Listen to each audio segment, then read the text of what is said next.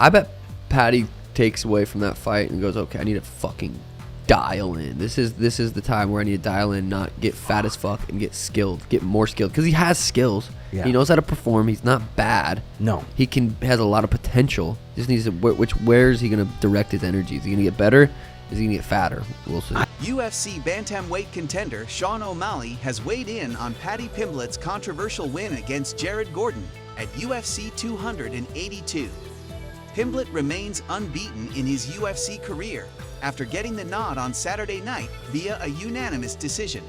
The victory has been criticized by fans and pundits, with most believing Gordon deserved the win on the judges' scorecards. Pimblett felt he won the fight with ease, as he revealed during his post-fight interview with Joe Rogan. O'Malley and others feel he deserved to win at least one round, but not the fight. O'Malley feels the close victory over Gordon should be an indicator to hone in on his weight management and his skill set. Ngannou hints at beginning of a new career. A recent report appears to suggest that Francis Ngannou may have already entered free agency, a theory supported by some remarks made by the UFC heavyweight champion. Interestingly, it's not just the recent report that hints towards Ngannou having already entered free agency. In the latest YouTube video documenting his recovery, Ngannou mentions a decision on his future being made following UFC 282, which went down this past weekend. Take a look. I want it. I want to be able to go back there, you know. Oh, this is a new chapter, the beginning of a new career. My second career is coming up soon. This is a new chapter, the beginning of a new career, Ngannou said. My second career is coming up soon. Whether that's surrounding a new beginning in the UFC or a completely fresh venture outside of the octagon remains to be seen. Aljamain Sterling claims Raul Rosas Jr. lacks etiquette after grappling with the 18-year-old. Aljamain Sterling is not a fan of Raul Rosas Jr.'s gym and training manners and believes that the 18-year-old needs to learn how to conduct himself while practicing martial arts with others. In a clip posted on Instagram taken from Sterling's YouTube channel, Funkmaster can be seen and heard recalling a practice grappling session with Rosas Jr. and being disappointed about the way things played out. I want to grapple him again. Raul? Yeah. I grappled him twice. The second time was like I went there to drill, and then they did like this king of the mat, and then he started like, I told him like I was taking it easy for the day, just trying to like get a sweat in, you know, not go crazy. And then he was like trying to pass my guard, but doing like this and DJing on my head. I was like, why is it? I laughed, like chuckled, like, okay, this guy's being a little bit of a kind of like a little prick right now. I barely know this kid. But then I look over to the right and there's his dad with the fucking camera recording. I'm like, oh, it's a fucking show and tell right now. This is what you guys doing? You guys are just recording shit, don't say nothing. I'm like, okay, cool, you guys have champions that come here and you guys are just completely disrespectful. That's just a shitty personality. You would think a kid would have had a little bit more, not a kid, but you would think someone would have taught him like some etiquette, like going into gyms and stuff and working out with other people, but I guess not. It seems Aljamain Sterling wasn't planning on going too hard in training and informed Rosas Jr. of the same. However, El Niño Problema apparently had other plans and tried showboating a little.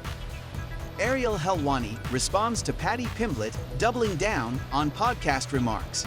Mixed martial arts journalist Ariel Helwani has responded after UFC lightweight prospect Paddy Pimblett doubled down on the rant he directed at the Canadian.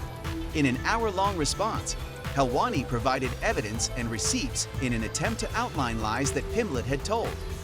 While the Canadian's response was emphatic and widely praised, it hasn't ended there.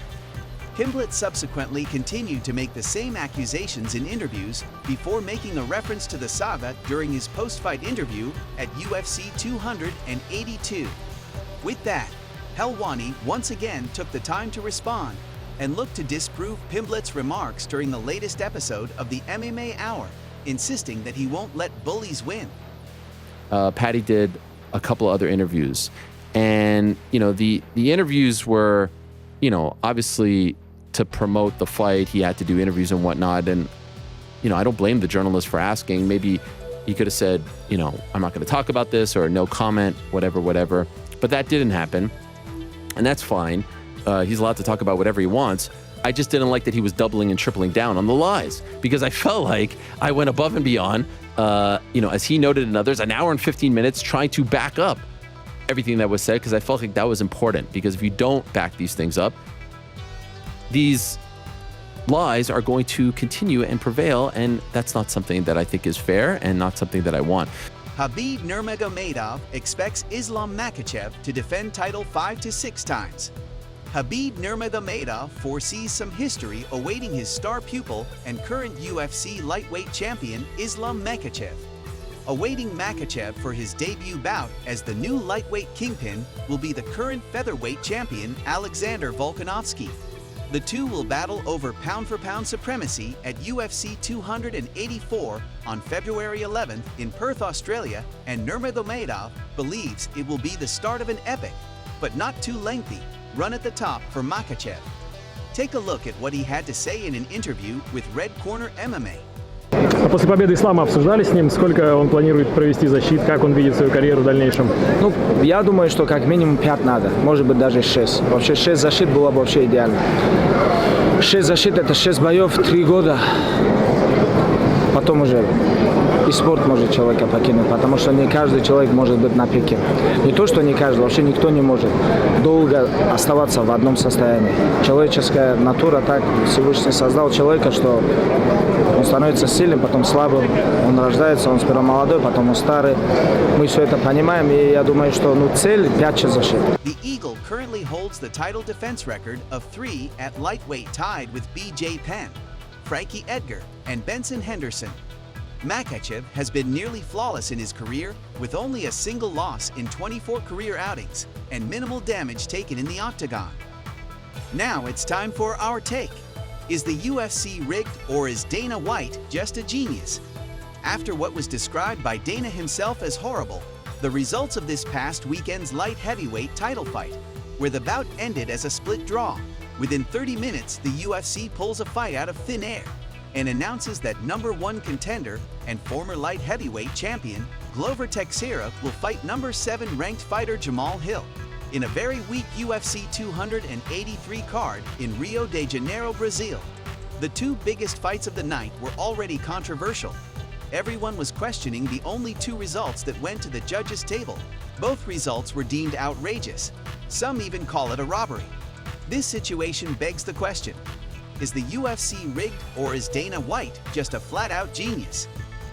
Did the UFC brass pull together and plan this in minutes, or did Dana White orchestrate this before, right after Jiri Prochazka revealed his shoulder injury, with the goal of adding another title fight to the weak UFC 283 card?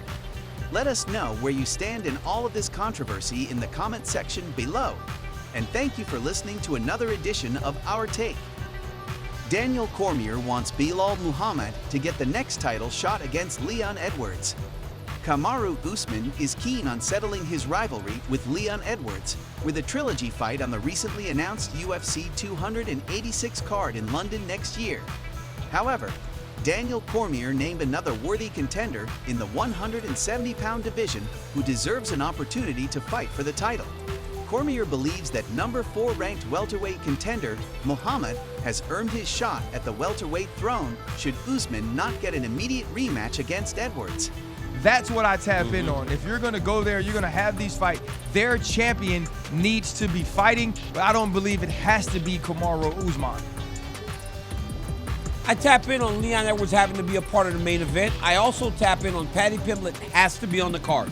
So there's only 2 musts for the London card. It's Leon Edwards and Paddy Pimblett.